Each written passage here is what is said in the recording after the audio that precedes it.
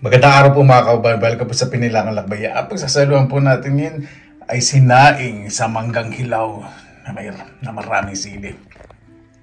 O, diba? Nakakatakam. Nakakamiss po. Meron din po tayong biniyak na manggang hilaw, bagong isda at sili. At adobong sitaw na may manok at maraming bawang.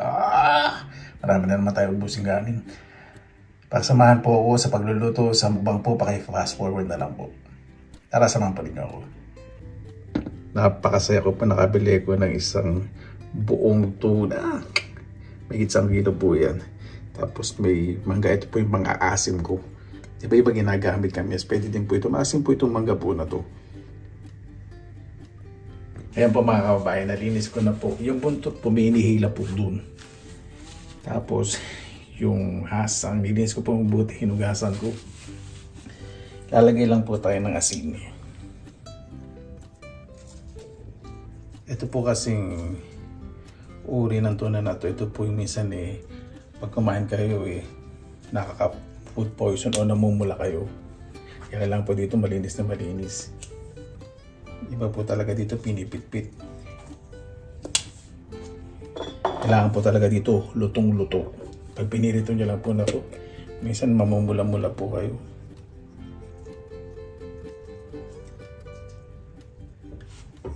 Ito yung betchin. Tigdagan pa natin kasi konti nilagay natin.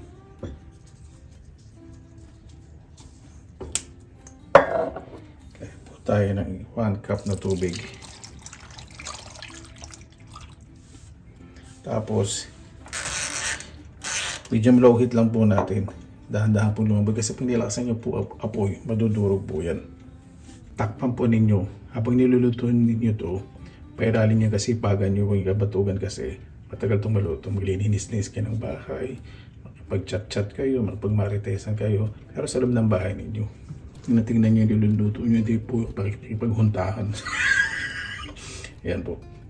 Nilagyan ko po ng sili . Ito po yung versions ko po na napakasarap din naman. Ayan po mga kabayan, nakabili po ako ng fresh na sitaw. €9.50 per kilo. Bumili po ako kulang-kulang 2 kilo. Dahil minsan lang po, marami po lulutuin dahil ilalagay ko po sa preso yung mga luto na. Dahil minsan lang po makabili ng sitaw dito. Iprito po muna ako ng bawang. Medium high heat lang po. Hayaan nyo po muna uminit yung kawali bago kayo maglagay ng mantika. Yan. Mainit na po mantika. Meron po akong ditong 3/4 kilo po ng bawang. Gusto po talagang marami. Dahil marami po yung ating sitaw. So, hindi pa pala siya mainit. Golden brown ko lang po yan. Ayan po yung gagawin po nating toppings. Kapag ganyan po, huwag nyo haluin. Medyo halug-halugin nyo po. Kasi pag hinalo nyo, didikit lang po yung sa sandok. Ayan nyo po mag-golden brown. Dahan-dahan lang po . Ayan! Okay na po yan. Strain na po natin. Masalain po natin. Diba? Pag natuyo pa to, mas magiging golden brown po ang itsura. Pakatang.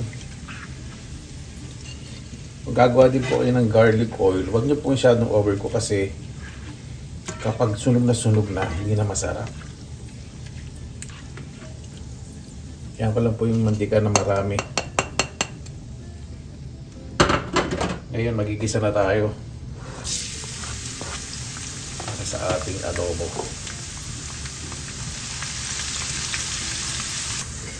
Yan!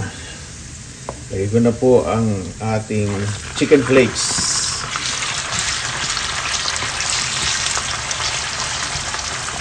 Piprito ko rin na maayos itong manok para mas masarap pa sa adobo. Ayoko po nung malapsa. Yung ibang manok po, gagawin po rin nating toppings.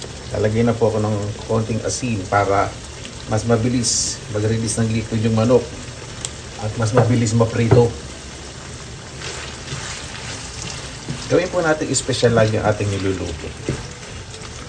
Lalo na pag nakita po natin yung kapatid, anak. Napakasarap po na ihanda po sa pagkainan yung maayos ang pagkakalutong pagkain. Yeah. Ayan! Naglalagay na rin po ako ng toyo para mas malasa po yung manok kasi yung ibang itatoppings ko may lasa. Lalagay na rin ako ng paminta. Hindi ko muna dadamihan. Mamaya ko nalang lalagyan ng mas maraming paminta kapag nalagay ko na yung sitaw. Hayaan ko lang po kumapit yung toyo sa manok. Ayan, okay na po. Walang po ako ng mga isang kalahating scoop. Set aside ko lang po ito para mamaya sa toppings natin. Pwede na po natin ilagay ang ating sitaw.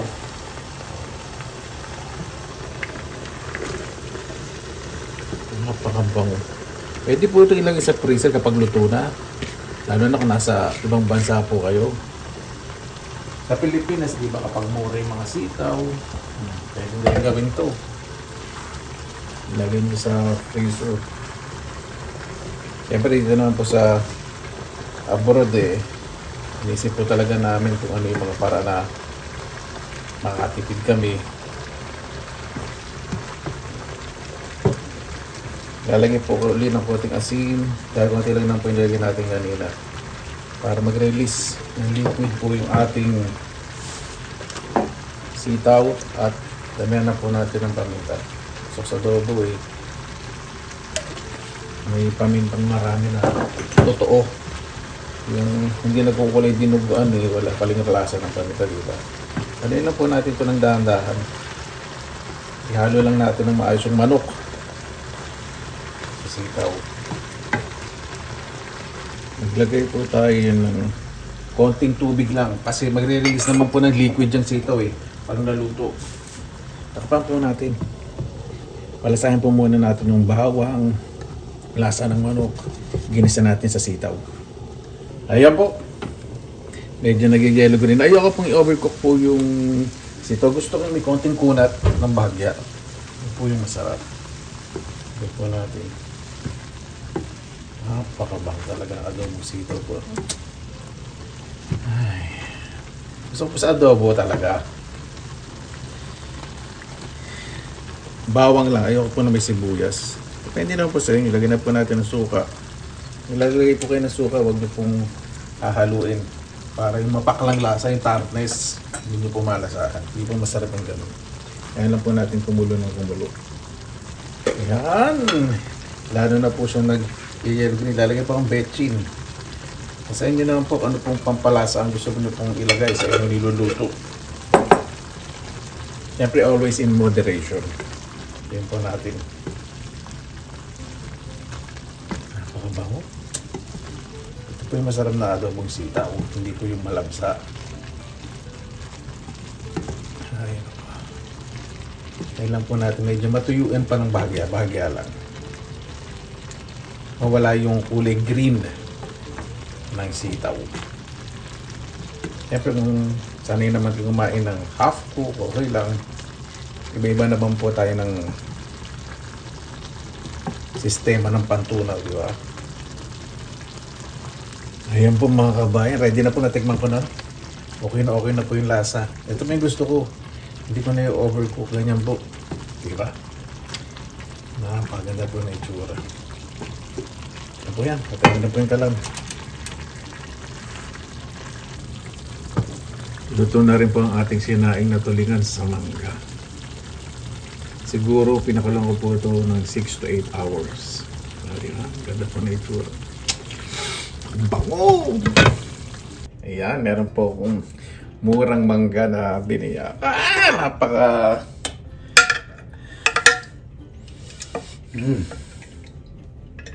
Serte ko po at hindi ako naubusan. Lagyan po natin bagong isda. Ubus na po yung bagong alamang ko Baka umorder na lang ako. Ito, ginawa ko lang po ito. Dilis po ito. Lagyan ko ng maraming asin. Sa konting tubig, tapos blender ko. Mabilis lang po siya mag-ferment. Napakabango. Lagyan pa natin ang sili. Ano rin po ito? Bumalik po ako dito sa Finland, July.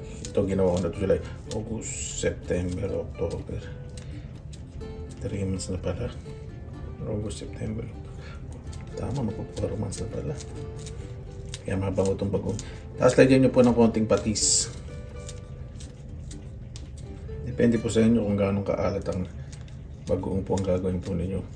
Patis po kasi pampalinam ng po yun. Kaya napakabango. Siyempre kung nasa bahay, piliin nyo yung magandang quality ng pampalasa. Yan. Okay na po. Ready na po lahat. Kaya na po tayo. O, di ba? Pakaganda po ng itsura. Yung toppings po ilalagay na natin.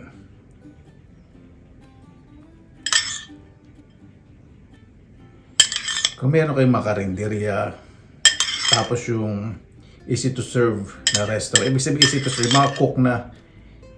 Kasi sa fine dining, di ba? Sa ibang restaurant, niluluto mo na bago sineserve. O sa ibang kainan din na merong niluluto mo na. Maganda may naka-display po kayo na ganyan. Yung appetizing tingnan, di ba? Kung ganyan ba naman ang luto ng adobong sitaw, tingnan po natin.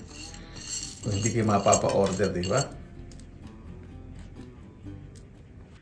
Mabuhay yan! Maraming salamat na po sa Panginoon. Kasama-sama na lang po tayo na way safe po ang lahat. Bago tayo mag-isa, pasalamatan po muna natin ang Panginoon. Panginoon, maraming salamat na po sa biyaya po sa amin sa araw na ito. O yung bawat isa po, maalas po kaligayan at ligtas, lalo na po yung malalayo po sa kanilang mga mahal sa buhay. Makauwi po ng ligtas, Panginoon. Kaya na po bahala po sa amin, isinusto ko na po namin sa inyo lahat sa kanilang susarin.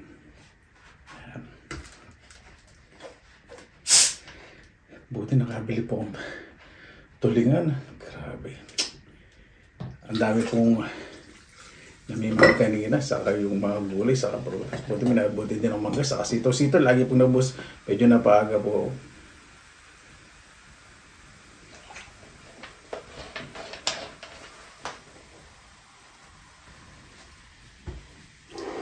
Kumamba na tayo na ito. Ito ating adobong sitaw.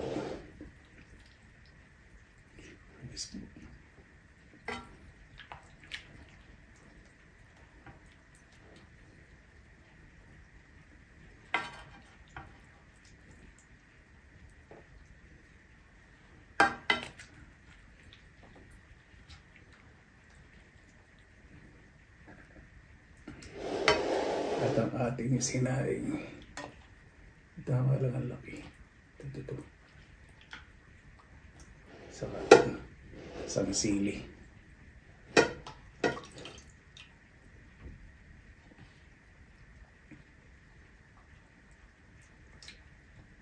Wala kang kamis yan, mangga. Kasi narin po, masarap din po yan.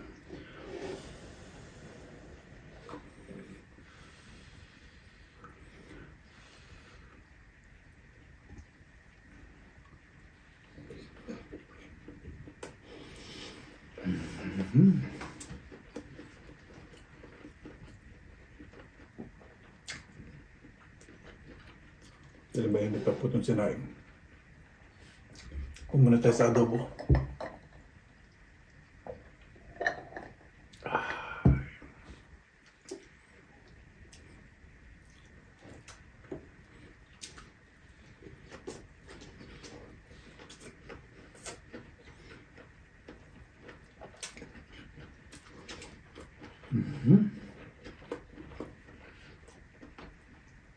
Napakalamad ito sinaing. Napakalinam ng po talaga sinaing. No? Ang sinaing po talaga, lalagay lang po talaga dyan asin. Para matagal ang buhay at wala kayong rep.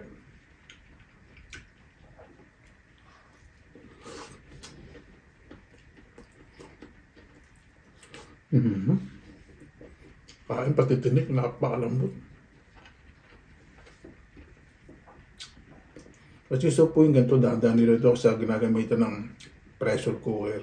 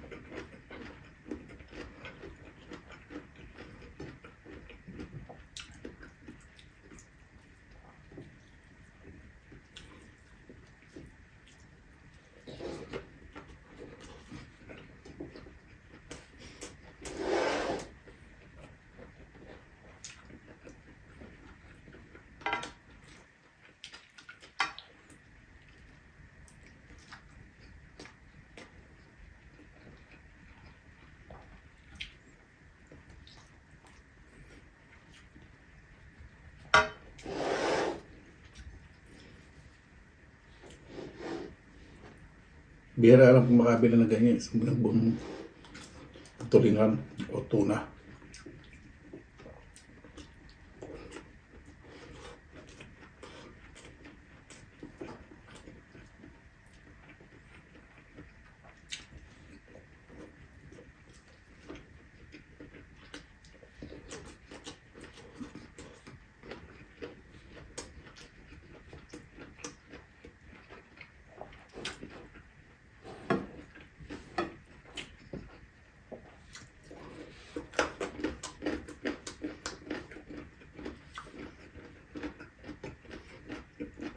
So,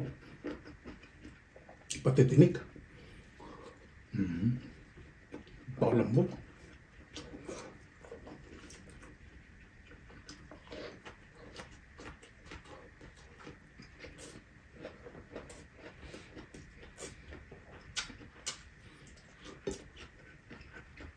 Tama-tama salita.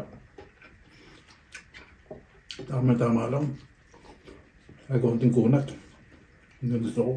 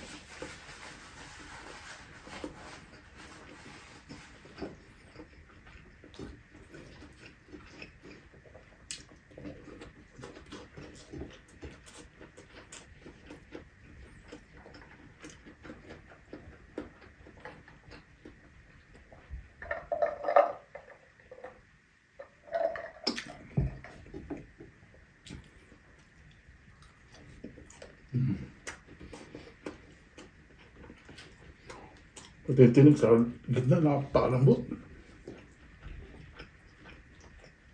Yun lang po ha. Pagpaluto na, low heat na. Pagluluto yun palang medium low heat. Tapos pagluto na, mainit na lang. Yung mainit, siyempre, yung low heat, yung hindi malakas sa apoy.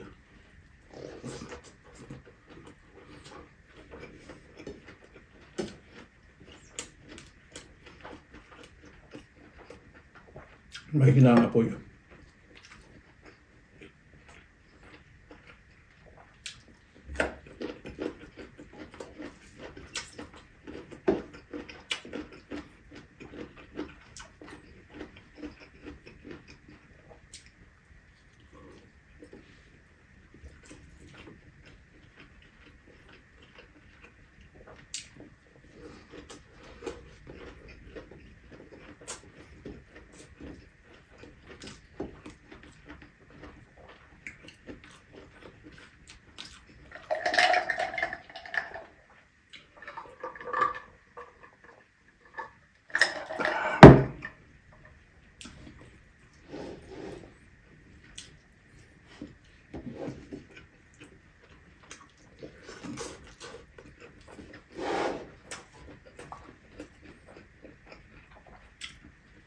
Ito praso.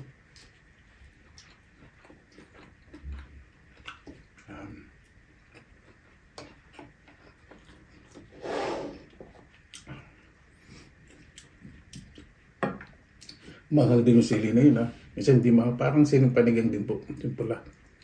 Pero may anghang. Ang sarap ng ano? Yung sarsa. Ikaw yung asim na mangga. Sarap.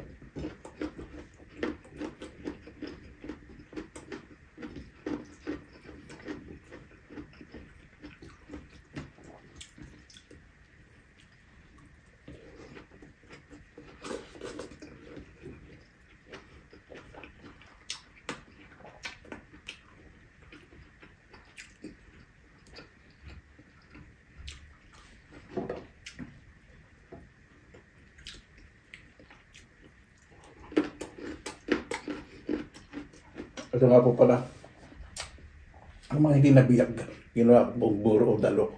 Tubig lang po ito sa asin.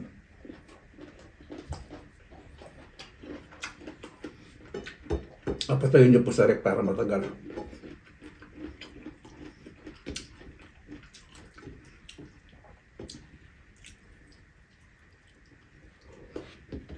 Oh.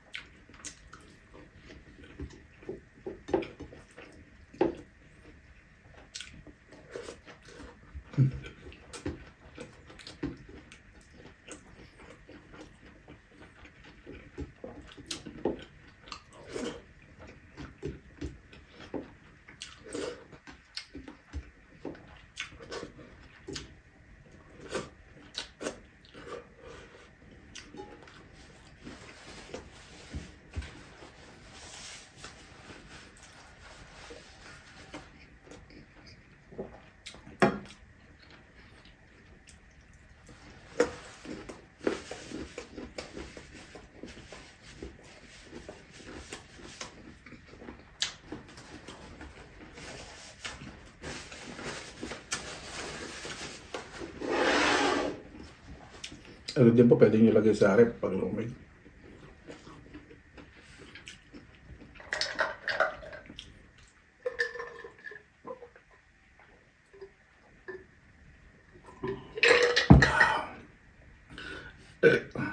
Dali. Brain freeze.